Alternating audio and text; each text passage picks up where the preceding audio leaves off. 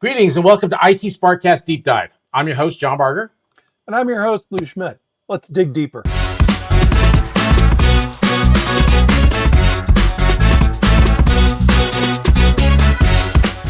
SPARCast Deep Dive is a venture into topics that we feel are important, with insights, opinions, and a little sarcasm from two experts, each with 20 years of experience working in IT or for IT vendors. And this time, we're going to talk even more about management for remote work and what it means for you as a manager or as an individual contributor, and tips to help you get the most out of it. John, could you tell us what we were talking about last time? Sure. So this is episode 7 of our series on remote work and the RTO debate. This is also the second in a sub-series on managing remote workers and being a proper manager to make sure that remote work succeeds. If you haven't seen episode 1 of that, we will provide a link for you in the show notes. And if you're on YouTube, we'll put a link right above Lou's head right now. If you're on the audio podcast, you can see it in the show notes. You'll get a link to it from there. So in the previous topics, we've talked about the importance of remote work, how it can be a win-win, and how failure in remote work is almost always the cause of either micromanagement or from absentee management style. We also talked about tips and tricks that IT needs to know to be able to provide to the company on proper audio, proper video, proper backgrounds and lighting, and other ways to make this succeed. Today, what we're going to talk about is part 2 of how to properly manage those remote workers so that they're effective, that they feel heard, and that they can actually succeed. Again, we feel that this is very important because what we have learned over the last 5 years is that remote work has a benefit for the employee. It gives you more freedom. It gives you more autonomy. And it can actually allow you to be more productive when managed properly. So before we can fix the tech side, it is important to make sure we take care of the human network. In the previous episode, we talked about tailored engagements. We talked about how to have meetings that mattered for the individuals and to make sure that those individuals were taken care of both on an individual basis and on a group basis. We talked about making sure that we had proper one-on-ones and that we listened to people and we made sure that they felt heard. Today, we're going to talk about 3 more topics. We're going to be talking about asynchronous communication tools and how to make advantage of those tools so that you're not always having to be in direct communication in sync. We're going to talk about team building activities, and we're going to talk about making sure that you recognize contributions, because that's even more important when you're dealing with remote work. So first, with asynchronous communication tools. We've all used tools, whether it's Slack, Teams, even Zoom has its own asynchronous chat capabilities. It doesn't really matter what the tool is. It's whatever you've standardized on. But you want to set up channels that are individual communication channels. You also want to set up channels that are for work projects and for non-work related topics. Think hobbies, tech humor. Think of it almost as a social media source. So again, you're providing connectivity points, because what happens, the one negative of remote work is that you're not in the office together. You may not be talking about the football game that happened last night, or that my kid just had a play and did a great job on it. Things like that get lost in remote work sometimes. So providing this communication channel is a great way to do it. Think of it almost like a Discord channel where you are with a bunch of like-minded people. Yeah, go ahead, Lou. There's a really important point here. And that point is that it's more than just what we now consider the channels of asynchronous communication: text messaging, voicemail, throwing a paper airplane, whatever. One thing I did learn the first time that I got into an environment that had email baked into it, and it tells you anything about when I started this stuff, I've been in environments that didn't have email baked into them, right? So the big challenge becomes every person has their favorite means of communication, and you have to tailor to that. Otherwise, 100%. they won't respond. 100%. But it's also super critical that you are responsive. So you as the manager need to be willing to communicate a little outside of your normal work hours if you're managing people in different time zones. You don't always have to answer right at that moment, but make sure that you're looking at those asynchronous messages and you're responding. And it may be, I see this, I'll deal with it in the morning, thank you, or something, just so that they feel heard.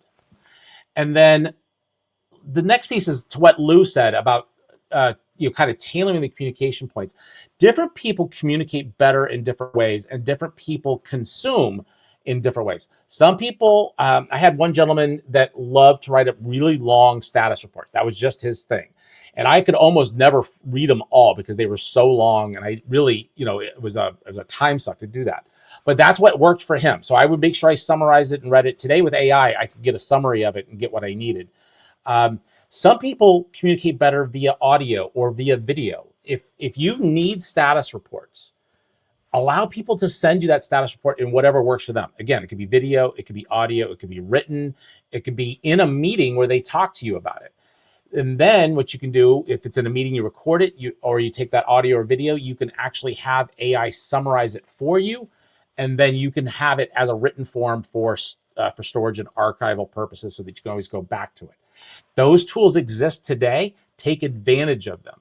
Again, you're going to find some people that wouldn't work well in video or audio because they're just not, they have performance anxiety or something along those lines. So allow a written form, allow them to dictate it and send it to you in maybe not super formatted way. Again, AI can do that for you. All of this is easily done today, and it's something that you can take advantage of. Now, you brought up a really good point, in my opinion, which is being responsive as a manager.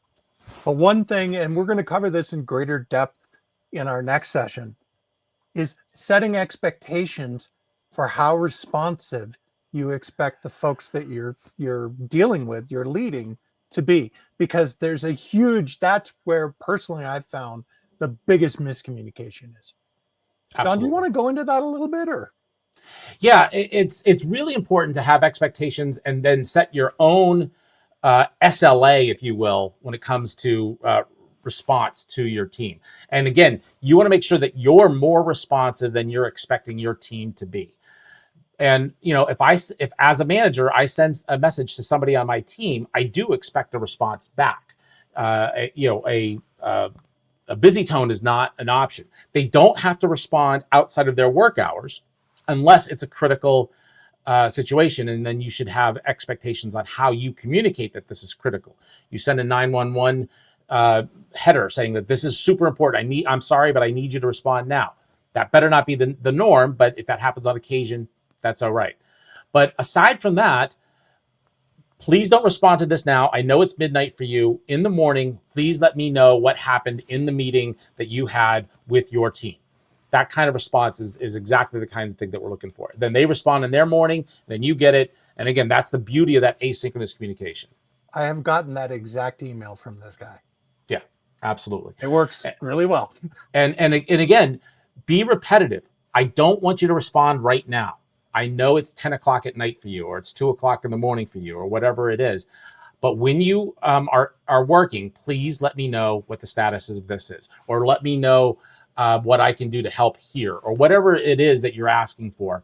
But make sure that you're not expecting them to do that at 2 o'clock in the morning. So now let's move on to team building activities. And this is really, really important. So there are so many different things you can do. And again, the biggest downside to remote work is people feeling disconnected from their manager and their coworkers. So again, we talked last time about making sure that those team meetings provide a safe space and a place for people to open up about what's going on with them. But you want to set up some more casual kind of things as well. So one of the things I'm a big fan of is virtual coffee breaks. And when I worked with a leader that would once a week have a 1 hour meeting where it was just them getting together and allowing everybody on video or not, and they would come in and they would listen, and then the leaders would talk, and if anybody else wanted to chat, they did. And it was just this way of opening up. This was during the middle of the pandemic, and it was the way to kind of get everybody together. I think it's a great idea. It should be casual. It should be optional. You don't have to attend. If you do attend, you don't have to be on video. You don't have to speak up. Maybe you're just there to listen and learn, but that will help you feel more connected to your teams. I think it's a really important thing. Now, I have a question.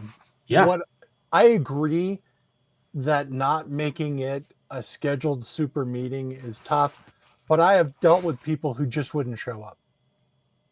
And that is an issue. So how do you deal with that? Well, I mean, you have to analyze the situation and you have to look at the individual. There are people that come into the office and don't really show up. So, right? So, what's going on there? Are they just introverts and they don't deal well with those situations? Are they disgruntled? As a manager, you have to dig into that. And that's what your one-on-ones are for. And you can even just ask, I notice you're not showing up to the coffee breaks. What's going on? Maybe they have a scheduling conflict with it. Maybe they just legit don't want to be on video as little as possible. So, you just need to kind of investigate that. Maybe you'll find out that they're really upset about something, and this is just another opportunity for them to get upset again because there's somebody that annoys them, or that you have a habit that really infuriates them. So these are the kinds of things you need to learn. Maybe you'll suss out from this that they're on their way out the door. And it's probably too late to do something about it at that point, but maybe you can save the situation if you feel it's necessary. So all of those things, in this case, whether it's virtual and whether you're remote and whether you're in person, again, people may or may not show up. You need to understand why. Okay. So another thing I've heard about, sort of riffing off the virtual coffee break, is the idea of having an open channel. I talked to somebody that had set up sort of an open Zoom where anybody could come in, and when somebody came in, they had configured it so that everybody in the certain group would be notified somebody to come in. So in this case, it was for somebody getting education from this company. They'd come in with a question, and then marketing found out about it because the CFO flagged it because leaving Zoom on all the time is spendy. And marketing went, oh my God, what an opportunity. We can have our people drop in and maybe we can, get some more touch points here. What have you seen anything like that implemented? What I've seen is something that's a bit more scheduled than that, called office hours. And so with office hours, from 10 to noon, I'll be available and the Zoom will be open. I may not have my video on and my microphone on, but if I see somebody jump in, then I will. So those types of things I have seen. Having a fully open, always open Zoom, I could see some challenge there. I mean, I think it could work. I think it's something that would have to experiment with. I think that it would be a really interesting experiment. I would love to see it happen. Yeah, I think what we'd have to think of is, given the cost structure, maybe having a locally hosted meeting room or something. We have very good bandwidth coming from our remote offices now. Yep. Anybody's home. So I don't see any reason why you couldn't do a custom corporate hosted. Anyway, I just saw that and I thought it might be interesting. But what other steps do you like to do for team building? Well, again, one of the things I really am a big fan of is what I call collaborative challenges. Now, these are friendly competitions. If you're in IT, it might be a coding challenge, it might be a puzzle solving, some sort of gaming system, whatever it might be. It might even be something where you can create a playlist of music that you like to use when you're like deep in, whether it's coding or rebuilding the network or whatever it is, where everybody contributes their favorite tracks to that. So you want something that, again, it's collaborative. Maybe there's a bit competitiveness to it and so forth. I think that would be a lot of fun. And again, get that communication going that's not just work related. The same kind of things that people would be doing maybe a little bit differently if they were in the office. Again, talking about the football game, talking about the latest episode of their favorite TV show or something like that. It almost forces that level of communication and really builds that camaraderie, which is really important when you're talking about a team.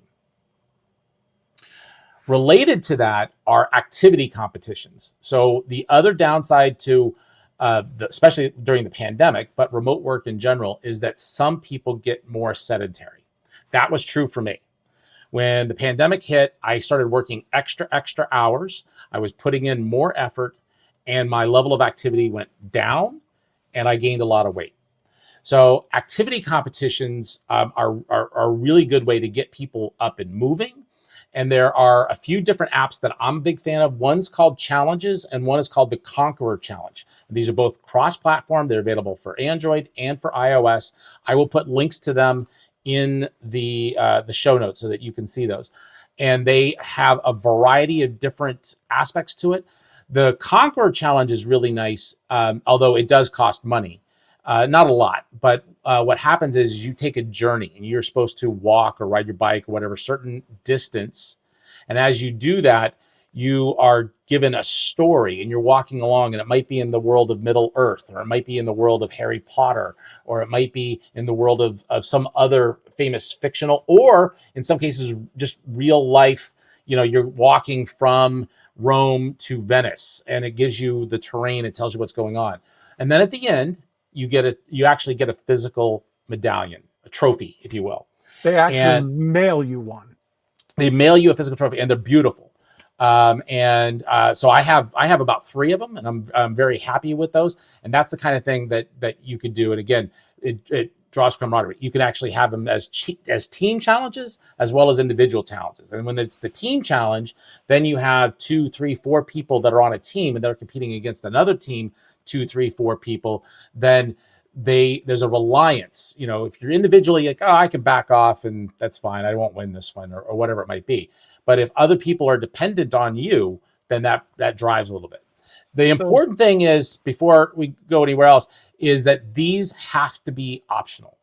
Don't force anybody into this. They may have physical limitations where they can't perform, or they may just not want to be a part of it, and they have their own thing that they're doing for working out, or they just want to sit on the couch and not work out, whatever it is, but make the option available to them.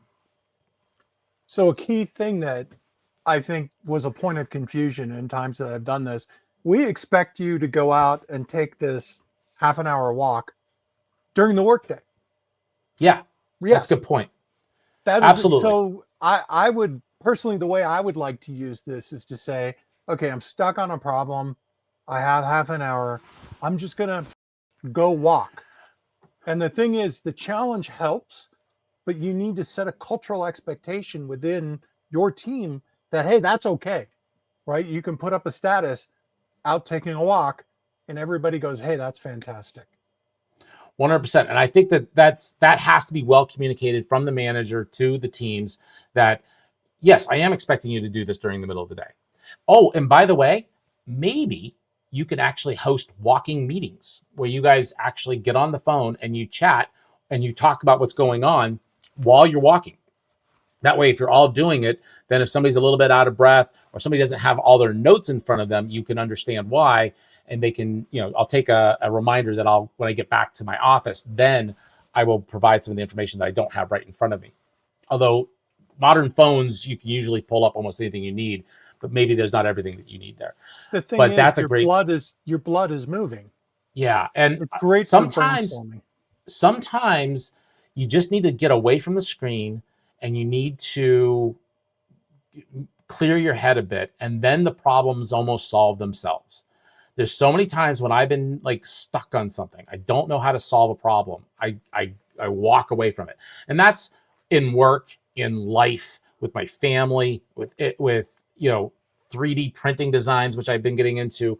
All of those things, sometimes I run into a problem and I can't solve it here, so I walk away. And then I come back and the solution just comes right up to me. And so that's a great way to do that. Now, speaking of solutions, it's really important to recognize contributions from your team. So the other part, as we talked about, when you are working from home, you feel disconnected. And sometimes you get a lot of work done and you don't feel recognized. So you need to go one extra layer beyond as far as recognizing those contributions to make sure people do know that you're seeing what they're doing. So there's a couple of different areas here I want to talk about. One is spotlight achievements. So this can highlight both big and small wins. And you do this in your team meetings or through team emails. And you make sure that you acknowledge all the contributors to whatever positive thing happened, even those who may not have been as vocal. So if I've got 3 people on my team, and I've got Lou, and I've got Jeff, and I've got John, and maybe Jeff's a bit more quiet, but I know that he was a part of it. Make sure that he gets called out. Don't just call out the loud vocal, look what I did kind of people. Everybody should get called out, and then make sure that they get that recognition. Again, don't force them if they're not comfortable with it to speak out and give they don't need to give a speech, but make sure that they know that they were seen and that their efforts were noticed. The other thing that I love is peer recognition. So allowing individuals to say, you know what, Lou really helped me out today and helped me get through a project, and he didn't have to, but I needed help and he jumped in, or something else. And so you can use a system where they can recognize each other either directly or through their manager, and maybe you create a kudos board where their names get posted up there and what they did, and maybe you even give them a small reward, a Starbucks gift card or something else, so that they feel that warm and fuzzy that I was seen, and now I'm getting a nice coffee out of this because somebody recognized my value. Don't underestimate a $25 Starbucks gift card. $25 as far as your salary goes is almost nothing, but the fact that I was given it as a token of appreciation, even though it is just a little token, it can be really important to that person's day and help them get past something that might be difficult. Another thing we found is that in team meetings where we did this, that folks would go out of their way to come up with weird ways to say nice things about other people. So not only do you get the kudos from your team, but it becomes kind of it becomes a team building thing in itself. And it was a lot of fun. We really enjoyed it.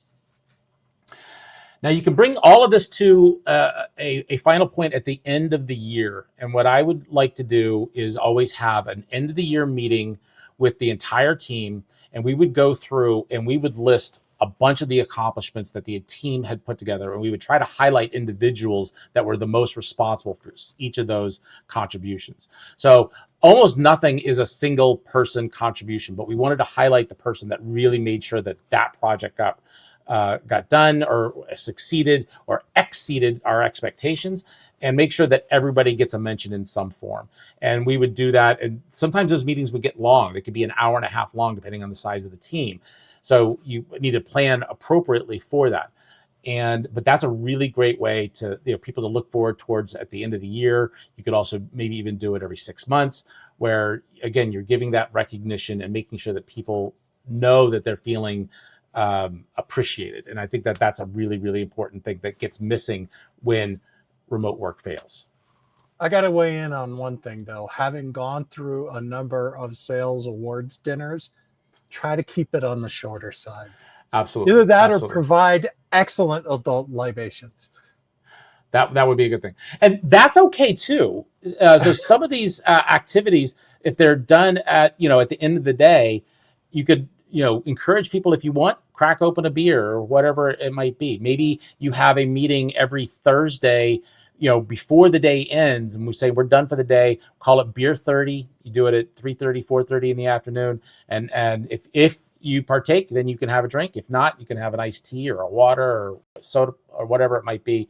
But that's okay too. One of the great things that we would do were pub quizzes. So we would actually do quizzes. We would use something like Kahoots or You Don't Know Jack or Jackbox to run these types of games that are pub quiz style. And then if you do it a little later in the day, maybe a beer is okay. So one of the things that we used to do in our last company is we would have these on-site beer 30s, but you would also have the virtual ones. So what I really liked was being able to say, okay, we're going to do our thing. And some teams, I think, would get one of their local members to, if the team was into beer and you have a local brewing thing, they would send it out. And you could do that too. But the key thing was, if you met in the office, you also kept it up. So it became a routine and a good way to blow off steam. And that really helped. So that's going to wrap up this part of our series where we talk about remote management. I hope you felt that you got something out of this. It's something that both Lou and I feel very, very passionate about, but we want to hear what you think. We can't do podcasts like this without listeners like you, and your feedback is really important to us. Do you agree with anything that we've talked about? Do you have additional points that you think should be added as a regular part of remote work? Do you disagree? Do you think that maybe we got it completely wrong in some ways? We want to know. Do you have other topics you want us to cover? Send email to feedback@itsparkcast.com. That's feedback@itsparkcast.com. Or you can hit us up on X @itsparkcast. You can also hit us up on LinkedIn. We've been seeing a lot of people do that recently. So you can find us individually on LinkedIn, John Barger and Lewis Schmidt on LinkedIn. You'll be able to find us there. Be sure to hit like, subscribe, turn on notifications. That's really going to help this channel grow. If you do feel that this information is valuable, tell your friends, tell your colleagues about us so that they can get that same information and learn what you're learning as well. Thanks for listening. Thank you.